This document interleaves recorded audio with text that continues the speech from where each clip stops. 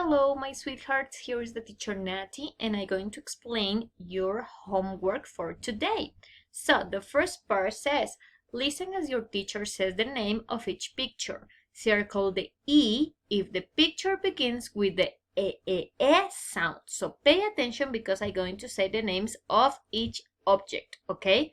The first object, egg, egg. The second object, Eskimo, Eskimo. The third object, apple, apple, apple. The fourth object, umbrella, umbrella. The fifth object is an octopus, octopus, octopus.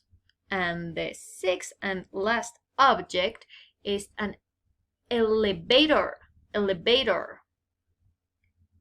Okay, so now the second item says color the letters purple. Color the elephant, okay? Color the letters purple and then color your elephant, any color that you want, okay? So if you have a question, you can ask me. Have a nice day, sweethearts.